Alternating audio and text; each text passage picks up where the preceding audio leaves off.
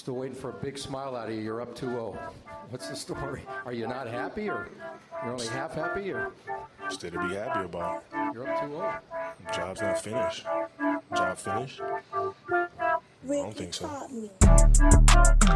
Welcome, ladies and gentlemen, to Bricks Blazing Takes. You could have been anywhere in the world, but you here with me.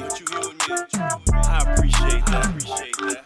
So without further ado, let's get right into it. Yes, sir. Y'all stop playing with me, man. You know what today is. Nope. It ain't Tony. It's our anniversary. Nope. Not at all. Today is the start of season 2, SimWorld Prep. Let's get to it. Can we get to it one time? If you're not excited, you should, as a coach, as a player, you should be more excited than I am, and I'm beside myself. Meaning there's two of me looking at me doing what I do. Hey, you. I don't know what that means, but I just said this is a show that goes one take no matter what happens. So here we are. I'm excited. I have to say I am a little tired. I went to a few parties last night. I went to Jim Beam had a party. So I went to a Jim Beam party. That was cool. Nice little ladies in there. And I went to a Grand Marnier had a party. So I was at a Grand Marnier party, went to Jim Beam party, and then capped it all off. I ended up at the House of Blues at the concert, at the Gunna concert. Now, I'm whatever with Gunna, but I want to go see Tizo Touchdown. I love Tizo Touchdown. So I saw Tizo Touchdown open up. Some person named Low Millie, female something Millie, Lay Millie. It's a female. She's popular. And then Gunna. Anyway, nevertheless, I say all that to say I'm exhausted, right? But I'm still excited for SimWorld Prep kicking off today. And speaking of excitement, I'm just looking at my Gucci. It's about that time. First game at 7, last game at 9. That's what time I'm on. But let me just sit there to the side for a second because I got something else I want to talk about.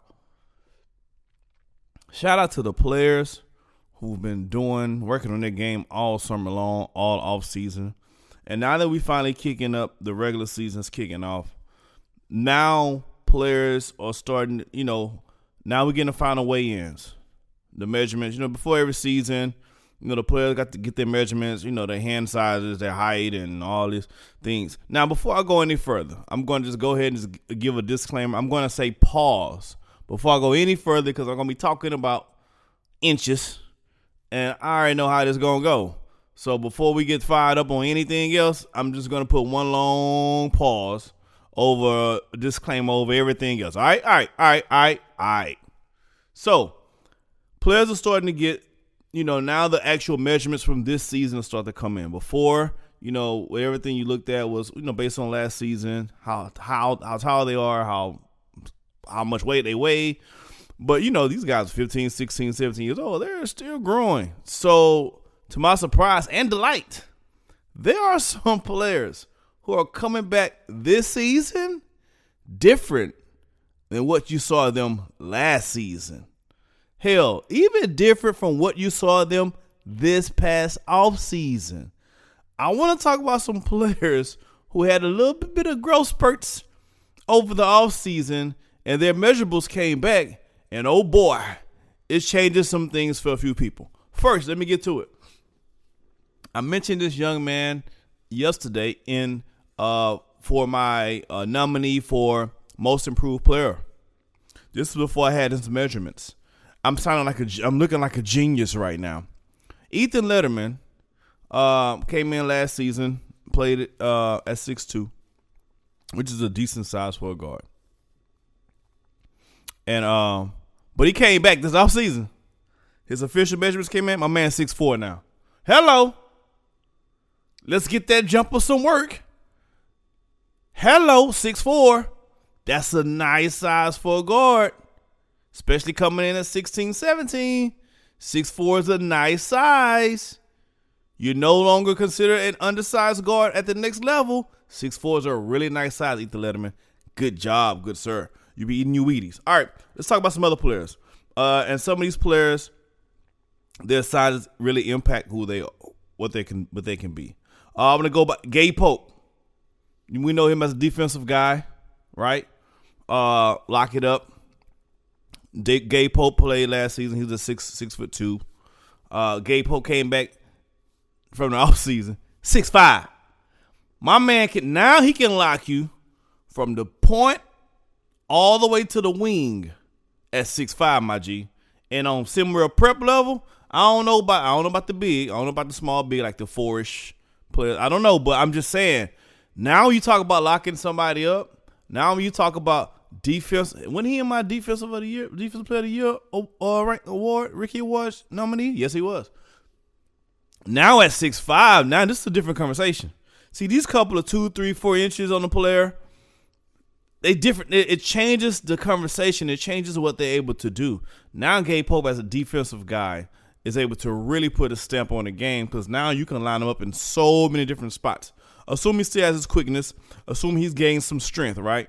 But potentially, you can put him on so many different players now at 6'5" than you could at 6'2". That changes things. Game-changing size. Who else? Leonardo Fields. The Fields brothers, what the hell were they eating this past offseason? How much? I don't even want to get into it. I just want to know. Geraldo Fields, over this offseason, he's 4 inches taller now. He's 6'7". Ain't that something? Look, Leonardo Fields, he was already like 6'11". Grew 2 more inches. He's 7'1" now.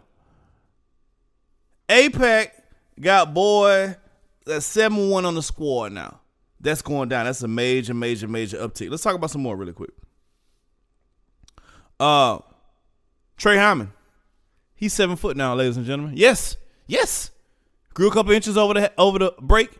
He's came back officially at 7 feet tall. It's getting scary. It's coming scary hours out here. It's officially scary hours out here, ladies and gentlemen.